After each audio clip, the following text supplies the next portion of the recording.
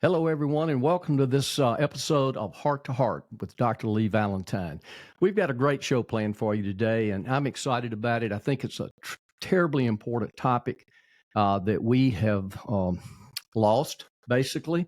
And I'm hoping that after today that we'll stop and think about this topic and we'll make some changes that'll be betterment for our community, for our state, and for our nation. I am so happy today to have Brad Dye is my guest today. Brad, welcome to Heart to Heart. We're glad to have you. Brad, I've known Brad a long, long time. Brad is a pharmaceutical representative. He'll tell you a little bit more about himself in a minute, but as a physician who's practiced for about 41 years, you get to know a lot of these reps over the years. And I'll tell you, as physicians, you have those on the A team that work with you and that become friends of yours and become colleagues of yours, become consultants of yours that you trust. And Brad Dye is one of those. And Brad Dye is on the A team.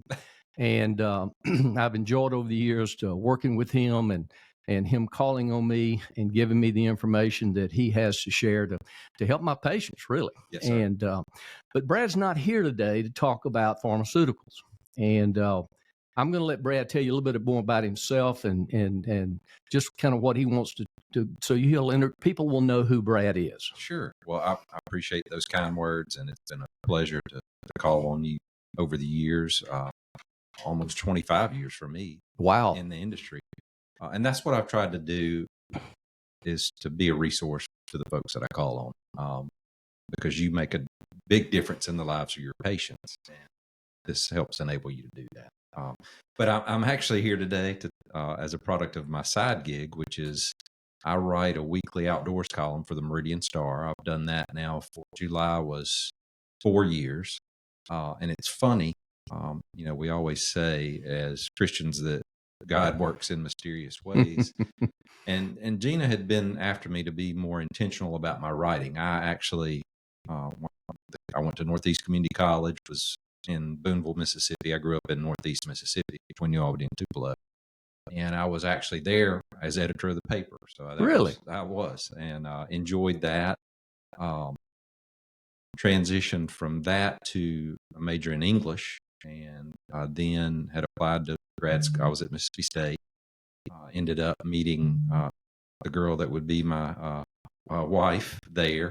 At that time, I had plans to go to grad school out west. That was really the only criteria I had, was an English master's program somewhere out west. Oh, really? In English? Okay. Yeah, and I had gotten accepted to Washington State University in Spokane, and then Gina and I met.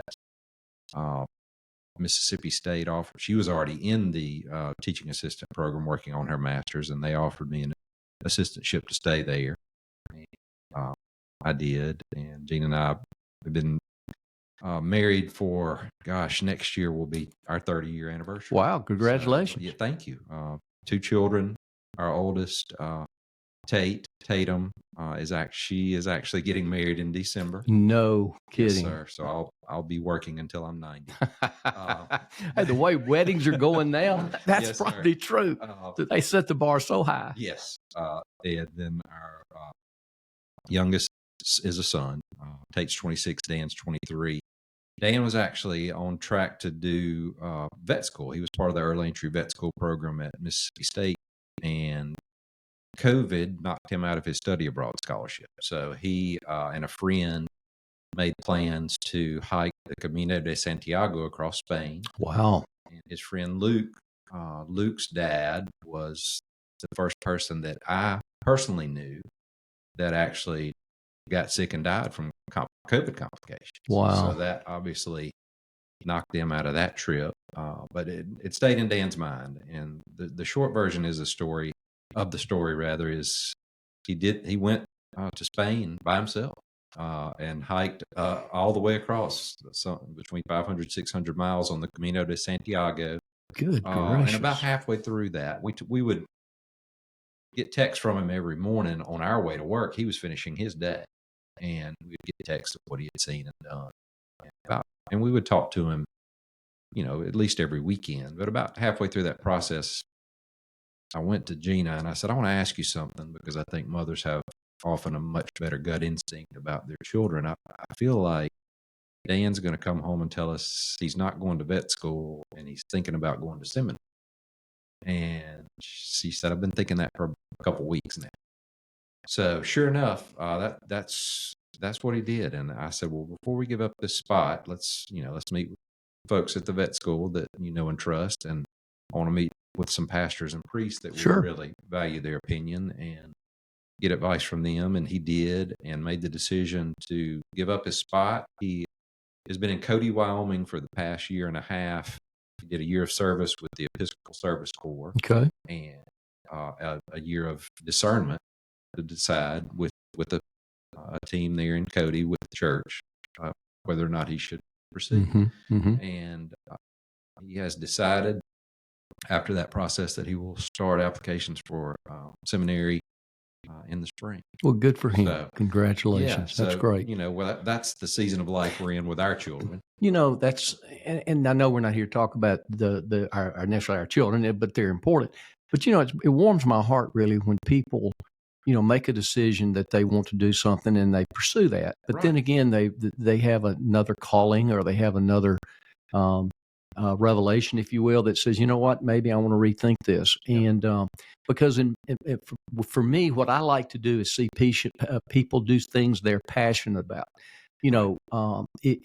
Being a doctor or being anything, if you're not passionate about it, it's probably not something you really should pursue. Right. And I think you'll be unhappy in the long run if you don't really pursue what you're passionate about. Right. And sometimes we reach for things that sound good, that are they give you a certain instant gratification or a certain reputation or whatever.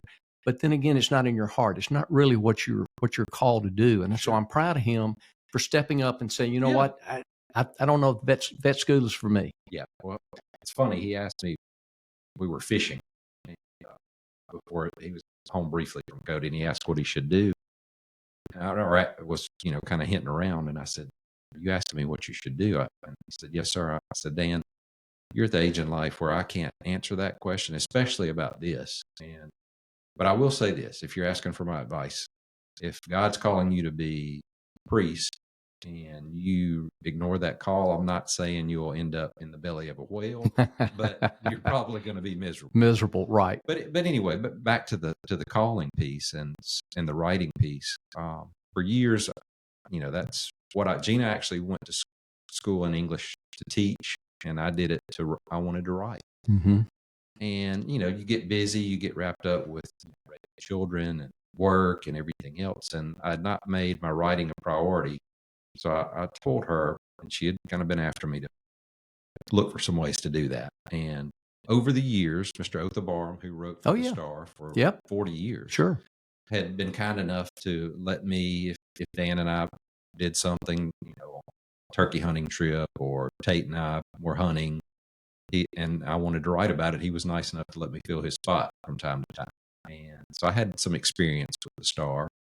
And when he retired, they asked me if I would, want to take his spot. And I said, well, let me think about that. Pray about that for a week or so. And when I met with them, and it was clear to me that I needed to do it.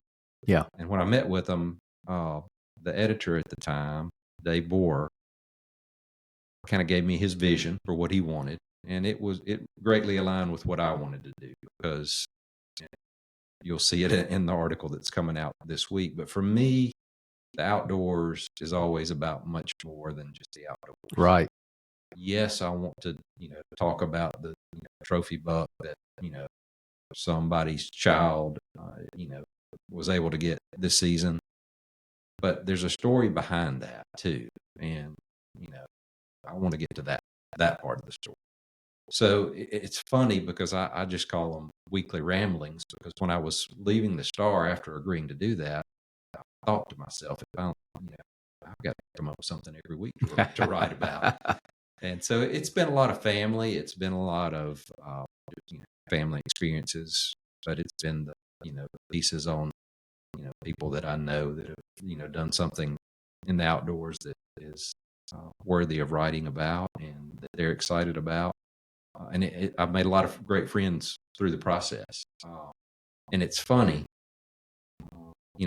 I write something one week and I think, well, no one will read this. And those are the articles that most folks Respond respond to. to. You Yeah. never know how people are going to respond. But what I found is that, just as in life, if you're authentic and for the writing piece, put kind of your heart and emotions on the page, it, it's received well. Well, I think that's great. And, we're not here to talk about, but, I've kind of got into writing several years ago. In fact, Right. I've actually written about 2 3/4 novels that are probably in 80, 90 to 100,000 words. And I've written a memoir called From Mayberry to Kansas City. It was Okay. my trek from growing up in Right. Decatur. And so I'm not going to talk about all that today, but I have been challenged by that. It's a challenging thing to write. And I didn't grow up doing that, and it's been kind of a hobby of mine for the last probably 5 or 10 years. So I understand the difficulty, because I know sometimes you do get kind of a situation where nothing comes to you. Right. But one of the things I did want to mention and talk about, and by the way, you used to live here in We Meridian, did. We lived, and then you moved to. we lived here Gina's lived here all our life. I lived here when we got married and we moved here. We were here for 26 years. Yeah. Kids grew up here. The funny thing is, my territory varies from time to time. They'll change our territories, so I can pretty much live wherever because I'm driving every day.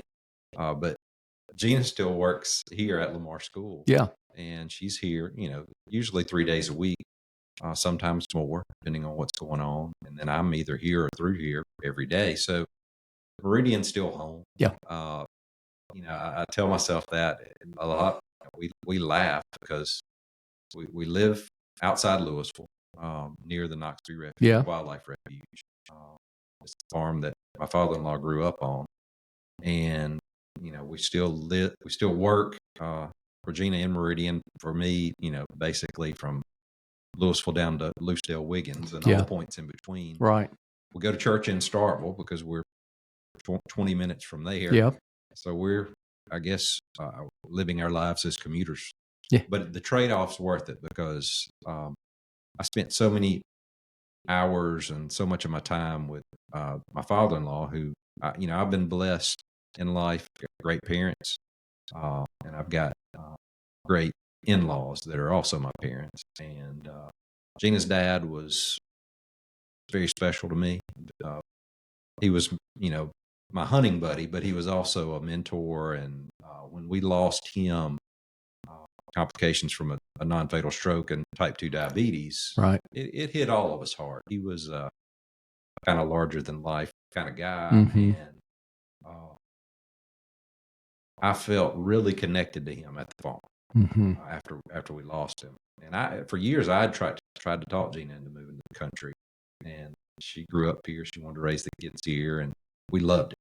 But we had gone to the farm after her dad passed, and on the way back, she told me she had decided something. I said, "Well, what have you decided?" She said, "We're going to move to the farm." I said, "Okay, well, here's what we're going to do. You're going to think on that for several weeks before we make that final decision. Before we get that ball rolling, because when we get it started, it's going to be, we're not looking back."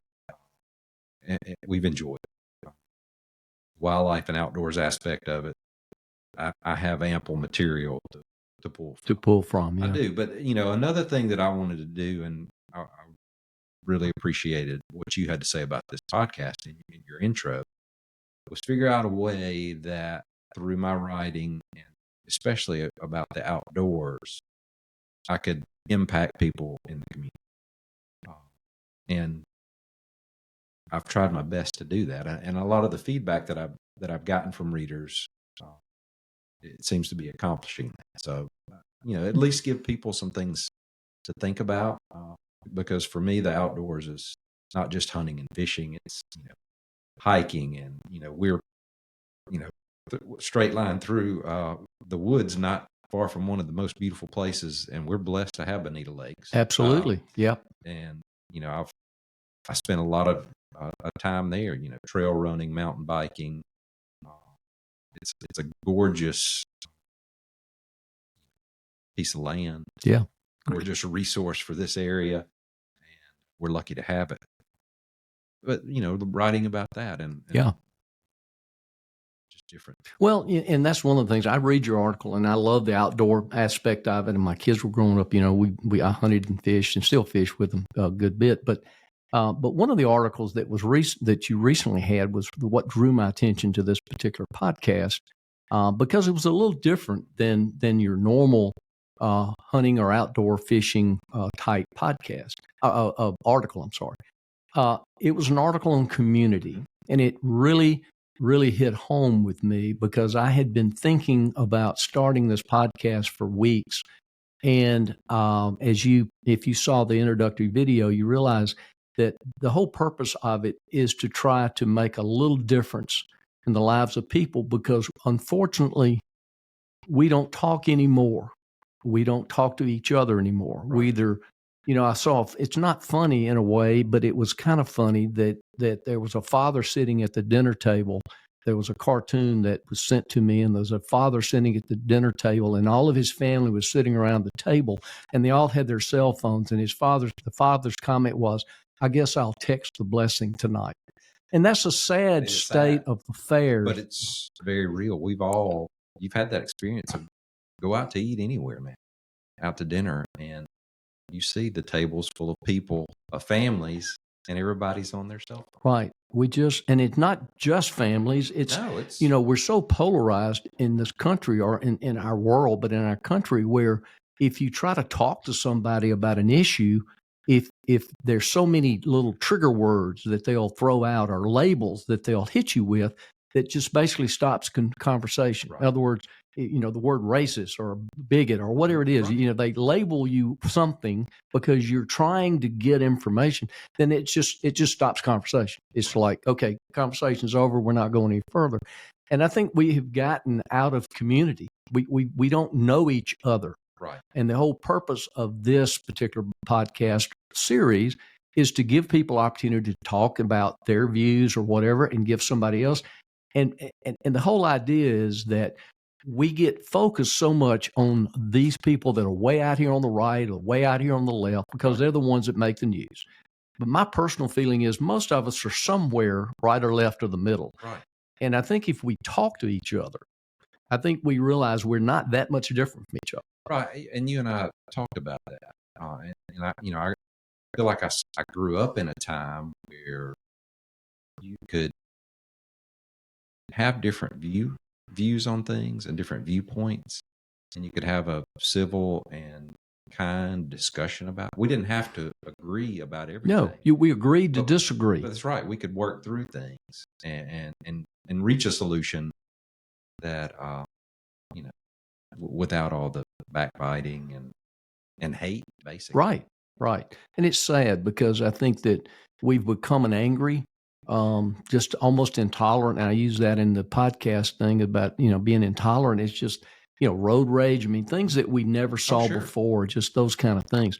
So what motivated you to kind of swing the article toward community? What was your motivation to do that article? The background for that article, and I've written on it. I tried to go back and look at it. See, I know I've written on littering at least 4 times in different ways. The Friends of Bonita, helping them with the cleanup, and just writing about the sheer volume of trash that in one of the most beautiful spaces in this area, people just throw out.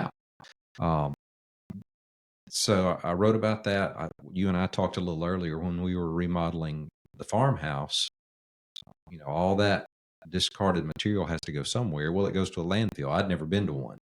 So I asked our contractors if my son and I could take the load that week to the landfill. And it gave me such a different perspective on garbage and waste when you're, basically I'm standing atop a mountain of garbage that I helped create. And, that's all got to go somewhere. I feel like we've created a throwaway culture. Right. And you and I, we Right. spoke about that as well. When I was growing up, if an appliance broke down, you called, or, actually my dad fixed it himself. I'm thankful for him making me do some of that now. I wish I'd have done more. I was not at the time. I wish I'd have done more of it. But, now if the refrigerator breaks down, you just throw that away. Throw it away. get another Yeah. one. But that's got to go somewhere. Mhm. And so that got me thinking, the culture we've created. I actually brought this book because I quoted it. Wendell Berry. That's right. I looked at getting that book for sure. That I would highly recommend it. That's his newest. He is. Gina laughs at me because I keep coming back to what I think he's the smartest living person in America, if not the world. But he's very much an agrarian, lives in Kentucky, does not own a cell phone, a computer, still has a landline. Most of his farm, he does, they live off their farm. Yeah. And he's big on, that agrarian lifestyle. But his point in this, many things, and I think this is actually one of the things that I quoted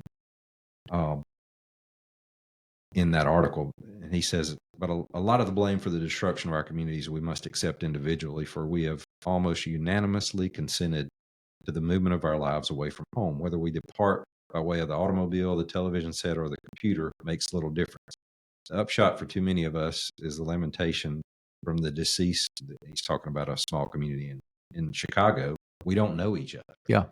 And so we lose the social and economic benefits of community membership. So as I read through this book and I thought about what I'd written about folks that litter specifically, on our road, on, our land, it's not the people that I know that, I know the people across the street. I know Mr. Jimmy and Miss Helen Marie, and I know my neighbors on both sides. But, if I go a mile down the road, do I really know my neighbors? And I've been really big, and I've written on it quite often that, I think as a Christian, we are called, obviously, to love the Lord, but after that, to love our neighbors. And half of them I don't even know. Right. And, and it's funny because coming from a small hamlet in Northeast Mississippi and moving to Meridian, I always said, wow, this is probably the largest size city I would ever want to live in. And I loved it. And I think of all the folks that I know in Meridian, and then I think of, that number exponentially grows for the number of folks that I don't know. Mm-hmm. So I think the littering piece in that article was, I guess, more some inward reflection for me that maybe I'm part of the problem, not because I'm throwing trash on the road, but because these people don't know me. I think we've to what you said, and I mentioned it in the article. We've lost community. It talks about it in the book. We've lost a love and care for the land. For most people, and this is, I'm lumping folks into a bucket. I shouldn't do that. I'm stereotyping, but for a lot of people, I'll say, food comes from the grocery store, right, or pick your fast food spot. It's not something that we depend on the land for. Mm-hmm. Now, I grew up in a rural area. We had actually then a large garden. Again, going back to those days, it was not something that I enjoyed working in. Right. At the time. Me and you both, right? But when I was away from that, it didn't have those fresh vegetables. It made you appreciate what you had. And I can't advocate for all of us growing our own food. We can't do that. I think there are changes we can all make, though. To your point in the introduction about your story about the starfish, little changes do make a big difference. Absolutely. And going back to that article, I think it was just a kind of a wake up call for me that maybe I need to drive down the road and shake some hands and introduce myself. And get to know your neighbors a little bit better. Get to know my neighbors a little bit better because, again, we don't have to have the same, religion or political ideology. Right. But we're still neighbors. Exactly. And we're still called to care for that community we're right. in. And Brent, I'm afraid that we've just gotten to the point where we just don't care. And that bothers me because we should care. We should care about our neighbors, but we should care about our land, our resources. Yep. I mean, I'm a big advocate for recycling. I think we should do more of that. And everybody says, oh, it winds up in the dump anyway. Well, look, we're a big country, and maybe this is being a cliche, but if we can send a man to the moon, we can Sure. figure out this problem. That's right. You know what I'm saying? If it's serious enough, Yep. we can figure this problem out. But we don't give enough effort, I think, to the problem. And I think we've got to teach our kids, we've got to teach our grandkids that, hey, this land is going to be here for a long time. Yep. And it's not up to abuse it, for us to abuse it. It's up for us to take care of it. Right. And I think if we don't care about ourselves and we don't care about our neighbors, we're not going to care about our land and our property. Yep. And it's just, it's something I don't, and Well, again. and I think it goes back to what you were talking about with the left and the right. If you being labeled an environmentalist in a lot of people's eyes is a bad thing. But in my mind, it is. Okay, well, that just means I care about this environment. Exactly. So, and you're talking about kids. There's a lot of things I think that they end up teaching us. Yeah. So, for instance, this. Yeah. I used to laugh when Tate and Dan would come home with these, reusable, and then the day at the landfill, I'm standing there looking at the sheer volume of plastic water bottles that are out there. Oh my goodness. Okay, I'm not buying any more bottled water. I've got good water. In fact, I live 8 miles from a natural spring that is rated every year in Mississippi as the cleanest water in the state. So why buy a bottled water? Spring. And it's funny, if you drive by there on a weekend or a holiday, you will see people filling up truckload. I mean, the back of their truck will just they're filling up with this, natural spring water. Wow. But to your point about resources, we label things as resources, and then we get this idea that they're unlimited. And there's maybe at one point in my life I believed that, but I don't tend to believe that. I don't believe that anymore either. Nah. Do you think that we feel entitled? Do you think there's a certain amount of entitlement that says, hey, I don't, whatever I want to do, it's up to me. I can do it. And, I'm not going to be here forever. So what difference does it make? Do you think we have that attitude, or is it something different? I think it can be that. It's funny because, and I do get a copy of this book. It makes you think about so many different things. I will do that. I think we have really devalued work as a bad thing. So I grew up, and I'm sure, so my dad grew up on a farm, oldest child of the family, and joined the Navy to, get out and see the world. And then, came home and worked. The earliest job that I remember, he was, worked at a steel plant in Northeast Mississippi. And then prior to his retirement, he worked doing maintenance. He could fix anything. He can fix it. He laughs at me when I call somebody to fix something because I don't know how. Well, I taught you that. I remember a lot of it. I wish I'd paid better attention on some things. But I think we've, sold the idea, and I was one of the first in my family to get a college degree. But we've sold the idea that everybody needs to do that. And we need welders. Yes. We need plumbers. The trades are wonderful. And we need to give them the respect that they deserve, because those are very important positions. Yep. Farmers. Yes. We've devalued that, and so much of, the small farms you're seeing a comeback to that. You're seeing more small farms, more folks taking advantage of farmers markets and that type of thing. But, it's basically industrial agriculture.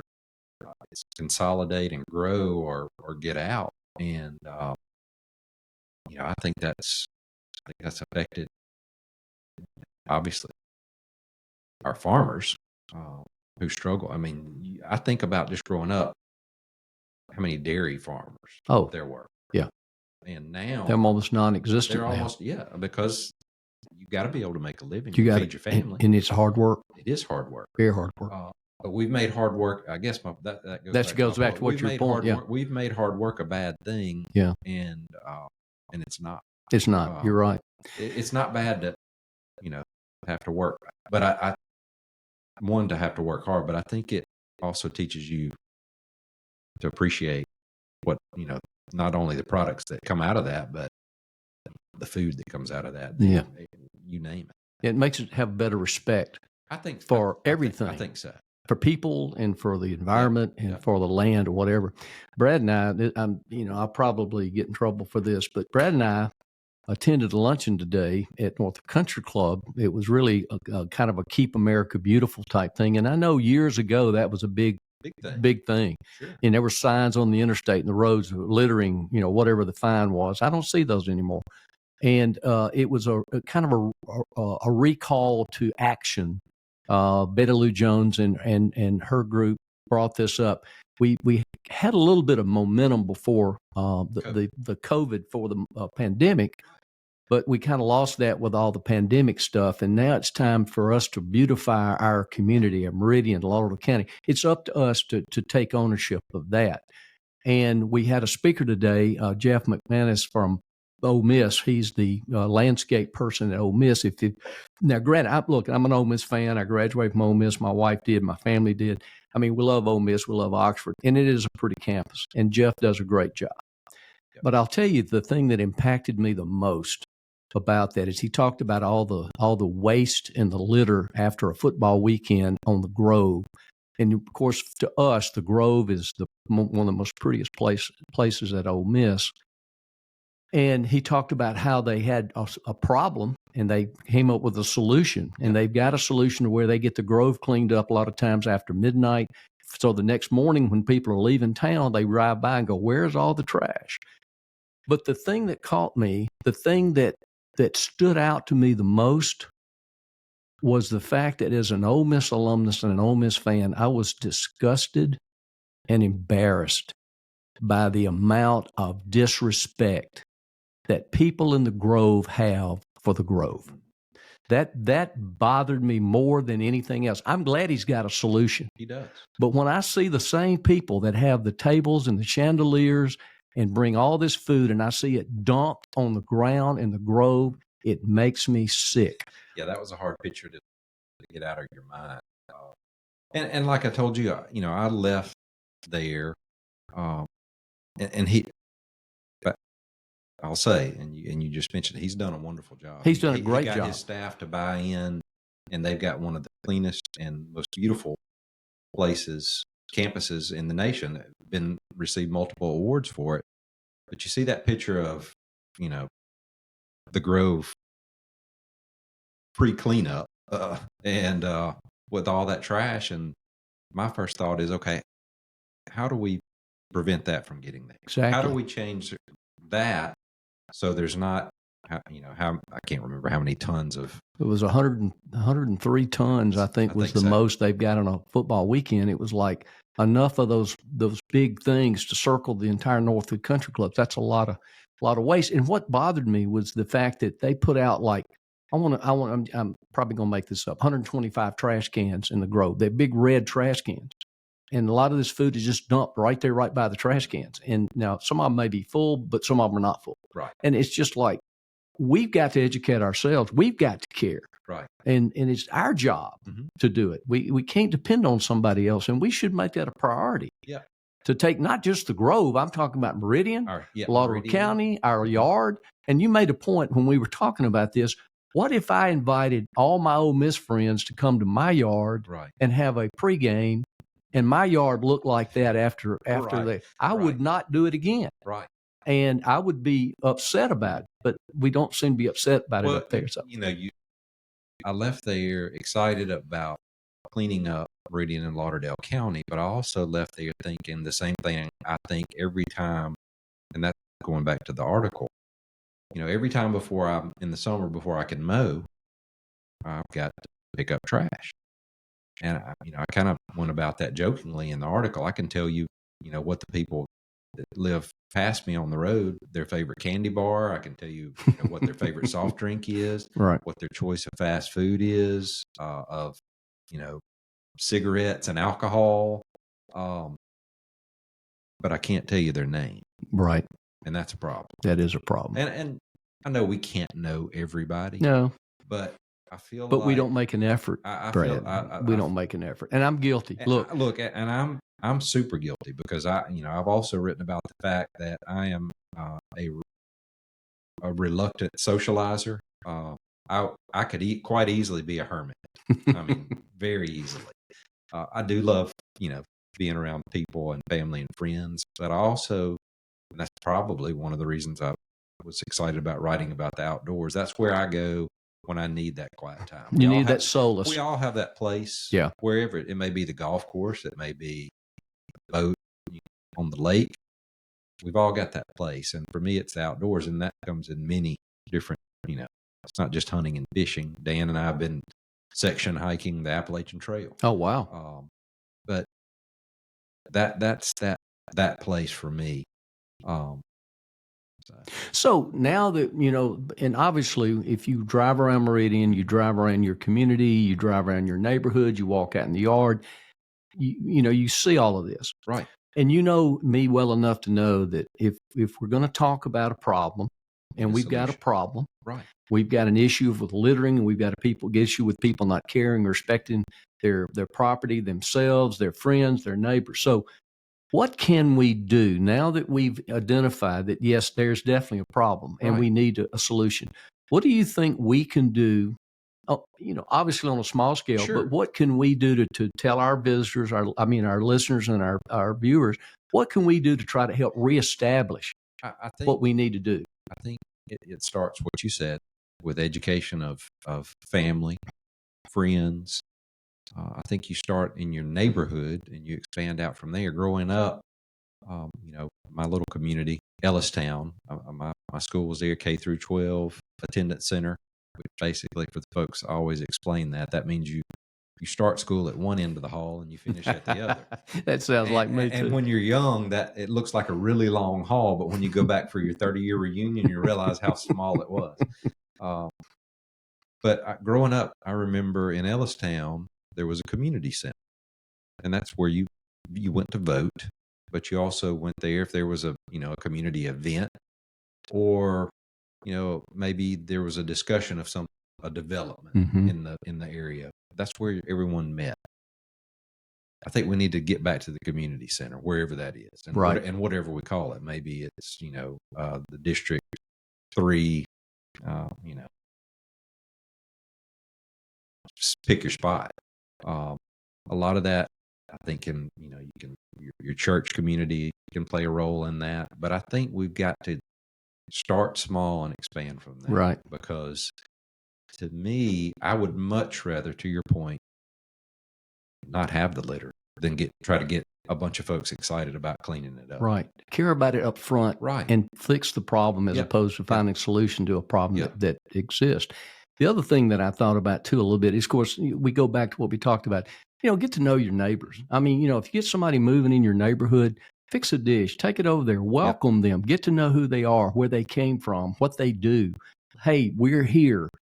Here's my cell phone number. If you need us, whatever. If you're out of town, we'll keep an eye on your house. I mean, if we see something suspicious, we'll call, almost like a neighborhood watch. Right. But let your neighbors know you care about them and that you know them. Yep. And if whether they live across the street or down the street, even block parties. I mean, sometimes we've got one coming up this Sunday in our neighborhood where there are people who've moved in that I don't know very well. And well, again, when I'm pointing my finger at people, I got three pointing back at me. Yep. So I'm trying to get the message out, but also understand that I've got a lot that I need to do too. But we've got one of those coming up, so we can get to know our neighbors a little bit better. Right. So I think that is a big thing, and I think volunteerism is another. We've lost that. I think that's another thing, and we have to get our youth involved. We've got to get our youth off of these games, Game Boys or whatever. We got to get their phones away from them. We got to get them out and understand that part of life is giving to others and helping other people. And look, I have no problem with people going off to mission fields. I mean, I think it's a great thing. I think it helps people. But we've got mission fields right here in Lauderdale County in East Mississippi, West Alabama. There are people out there hurting. There are people out there that need our help. I saw a segment on the news recently where actually a person I know that lives in Collinsville has been going through some health issues. They had a group of students that came out and cleaned up his yard. Right. And that's the kind of thing we've got to get more involved in. We used to, I think, historically, so many of those problems were handled, one, on a community level, but also, within the church. And we've grown government to the point that we want the government to solve all our problems, and that can't be done. The government cannot do it. They can't do it. They're not equipped, and that's really not their job. It's not. It's to take care of certain things. Right. But we have to step up and take responsibility for a lot of things, and that's a whole nother topic about the communities. We're seeing a lot of gunfire and a lot of drive-by shootings. I mean, it's a whole different thing. Somebody's got to take control of those communities, and somebody's got to step up and say, enough's enough. We're not taking this anymore. And somebody's got to do it, and I hope somebody will do that. Well, ultimately, the littering piece became a community piece for me because it's really people thing. Yes. And if I don't know, and I go back to where I grew up, I didn't have an intimate relationship with everyone in that community, but if I drove by a house or a mailbox, I could tell you who it belonged to. Yeah. And I certainly didn't litter in their yard. Now, part of that was because it goes back to that parental instruction. We don't litter. We don't litter. Okay? That's right. We just don't do that. We don't do that. Yeah. If I went camping with my dad, or if we were at a state park, we picked up trash along the way of the hike because you always left places better than you found them. Absolutely. And I think that's a great thing to teach. That stays with you. It does stay with you. In scouting, that was my motto when I was in scouting. Was a big deal for me. I love scouting. In fact, I'm going to do a podcast soon on a couple of Eagle Scouts. It just became Eagles, but scouting was probably, for my church, my family, and scouting was probably the biggest influence on my life, opposed to my coaches maybe when I was playing sports. Sure. But I'm telling you, that was the whole thing. Leave it better than when you saw it. That's right. When you get there and you say, well, I didn't do that. It doesn't matter. Right. Just leave it better than when you found it. I can tell you now, when Dan and I are doing these section hikes, we see trash, we pick it up. If I'm fly fishing and I see trash on the river, I pick it up. It's just what I was taught to do. And it's also what we need to do. It goes back to that caring piece. I mean, if you say you care, show you care. Absolutely. And those little things make a difference. If you see it, pick it up. And teach your kids to do that too, and teach them that littering is not the way to do it. We got to respect our environment. We got to respect our land. We got to respect ourselves, our neighbors, and we've got to redevelop that community. That's it. Where we care about each other. And I don't care what race you are. I don't care what nationality you are. I don't care what religion you are. I don't care where you came from. Right. You may, as we say in the South, you may not be from around here, but it doesn't matter. Right. Probably my original hope was in that article is if my neighbors knew me, at least maybe they wouldn't throw it in my yard. But, maybe it's in the process of getting to know them, we could have a talk about that. Not me saying, hey, are you littering? But just saying, do y'all pick up a lot of litter in your yard like I do in mine? Yeah. What do y'all think we can do about it? Yeah. Well, and we talked to the Friends of Bonita today that have a actual pickup this Sunday afternoon. They're going to go to Lake Bonita and Bonita Lakes and pick up trash. They do it twice a year in the fall and the spring. And I didn't even know about that. Well, and so I've written about their group, but the job that they do, and they do a wonderful job. And Gene and I have joined them on a couple of trash pickups out there. And literally you take, like they said, take a spot you care about. If that's a trail you like, hike that trail and clean it up. We just cleaned up in, the area kind of, if you go to the back parking lot, that little hill goes up, you got the walkway over the, kind of the canal on that island. And Gina and I picked up, I mean, I'm talking about 2 large Trash industrial bags. sized Yeah. trash bags just in that one little area. Yeah. And that, again, that's a problem, but I would much rather figure out ways to bridge that gap and prevent it rather than spend the day picking it up. Right. And one thing I'd like to say before we close up, because I know we've gone on for a while, but I hope this is good information for people to listen to and maybe think about. And I hope that we maybe touch some hearts, maybe some people who will think through this and say, they're right. We need to do something, and it may be a little bit, but a little bit adds up to a lot. But it's just shop local too. It's so easy to shop online, and Yep. there are people out there in this community that are opening or have businesses that are, I won't say they're struggling, but we should be supportive of the people in our community that have businesses that we can buy things from our local business owners.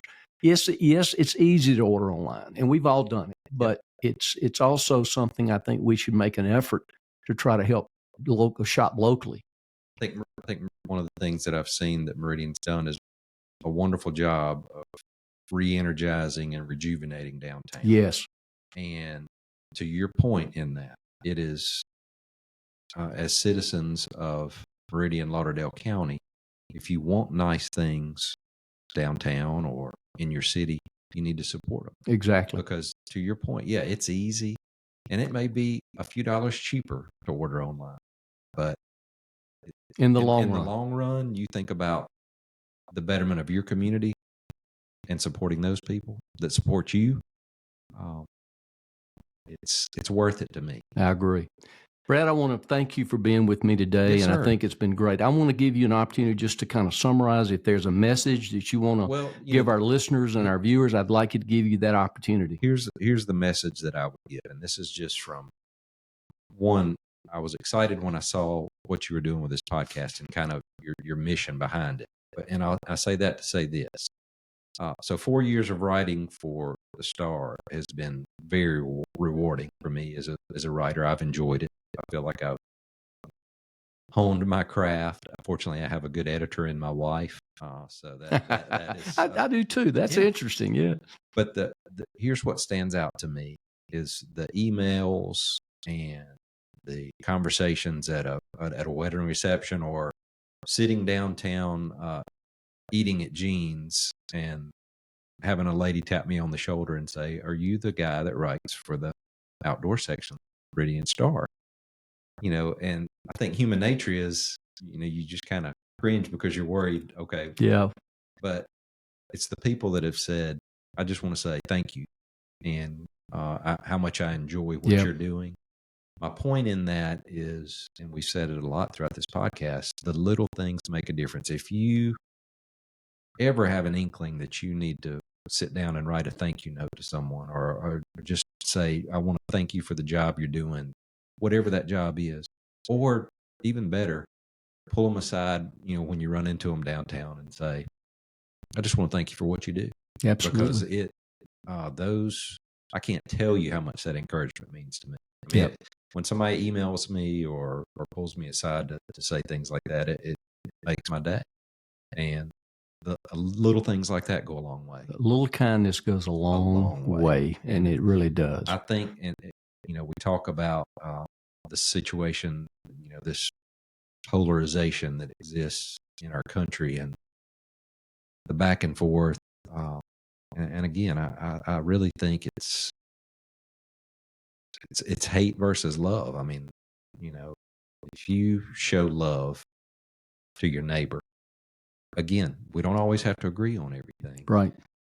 I'm not called to agree with you on everything. I'm called to love you. Exactly. And that's hard, and it requires a lot of effort. But I can tell you from experience, having been on the side of getting those encouraging words and letters, emails, it makes a big difference It in your does. life. It does, Brad. And So thank in that vein, thanks for doing the podcast. well, thank you. I thank you for being with me today and your insight. It's been great. I hope we'll do some things again. I hope would that love we'll to. get together and follow up on this, because I think that it's an important topic, and this is not the first that we're going to talk about it, because it is such an important topic. I want to get people talking about it. I want to get people thinking about it. Yeah. And so thank you so much for Yes, being sir. with us. Thank I you. appreciate that. Enjoyed it. Well, that's going to finish up our episode today of Heart to Heart. I hope you've enjoyed this podcast. I hope you've got some information.